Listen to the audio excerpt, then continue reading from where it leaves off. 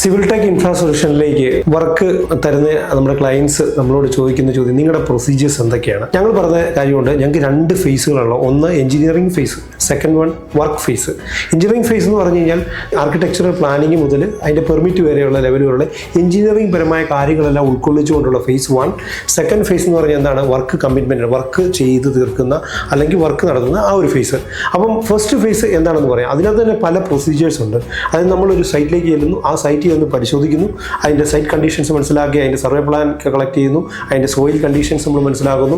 അതിനുശേഷം രേഖകളെല്ലാം പരിശോധിച്ച ശേഷം ബാങ്ക് ലോൺ വേണ്ടവരാണെങ്കിൽ ബാങ്ക് ലോൺ വേണോ അല്ലെങ്കിൽ ബാങ്ക് ലോൺ നടക്കുമോ, അവർക്ക് ലഭിക്കുമോ എന്നുള്ള കാര്യങ്ങൾ നമ്മൾ അനലൈസ് ചെയ്യുന്നു. ഇല്ലെങ്കിൽ നമുക്ക് മുന്നോട്ട് പോയിട്ട് കാര്യമില്ല, പകരം നമ്മൾ അത് മനസ്സിലാക്കും. അതിനുശേഷം നമ്മുടെ ആർക്കിടെക്ചറൽ കോൺസെപ്റ്റുകൾ അവരുടെ കോൺസെപ്റ്റ് എന്താണ്, അവരുടെ പെർസ്പെക്റ്റീവ് എന്താണെന്ന് നിരവധി മീറ്റിങ്ങുകൾ വഴി അറിയുന്നു.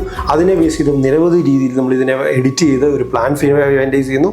ആ പ്ലാൻ ഫൈനലൈസ് ചെയ്തതിന് ശേഷം വാസ്തുപരമായിട്ടുള്ള ചിട്ടപ്പെടുത്തലുകൾ അവർക്ക് ആവശ്യമാണെങ്കിൽ അത് വേണ്ടതുപോലെ ചെയ്യുന്നു. ദെൻ ടു എലിവേഷൻ ഇത് തന്നെ പ്രൊസീജിയർ നമ്മൾ ഫോളോ ചെയ്യുന്നു. അതിനുശേഷം നമ്മൾ ഇതിൻ്റെ ഡീറ്റെയിലുകളെല്ലാം കളക്ട് ചെയ്തിട്ട് ഡീറ്റെയിലുകളെല്ലാം വെച്ച് പേപ്പറുകളെല്ലാം സബ്മിറ്റ് ചെയ്ത് നമ്മളൊരു പെർമിറ്റ് അപ്ലൈ ചെയ്യുന്നു. ആ പെർമിറ്റ് സാങ്ഷനായി കിട്ടിയ ഉടൻ തന്നെ നമ്മൾ സെക്കൻഡ് ഫേസിലേക്ക് കടക്കുന്നതിന് മുന്നേ നമ്മുടെ കോർട്ട് ഡിസ്കഷനിലേക്ക് പോകുന്നു.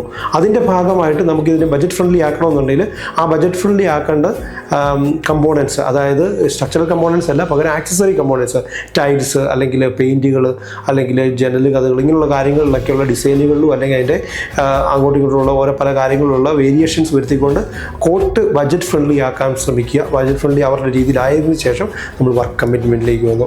ഈ പറഞ്ഞ കാര്യങ്ങൾ, പ്ലാൻ ചെയ്ത് വെച്ചിരിക്കുന്ന കാര്യങ്ങളെല്ലാം തന്നെ കൃത്യമായ സ്പെസിഫിക്കേഷനോടുകൂടി ഒരു എഗ്രിമെൻ്റ് ആക്കുന്നു. എഗ്രിമെൻ്റ് ആയതിനു ശേഷം നമ്മൾ വർക്കിലേക്ക് മൂവ് ചെയ്യുന്നു.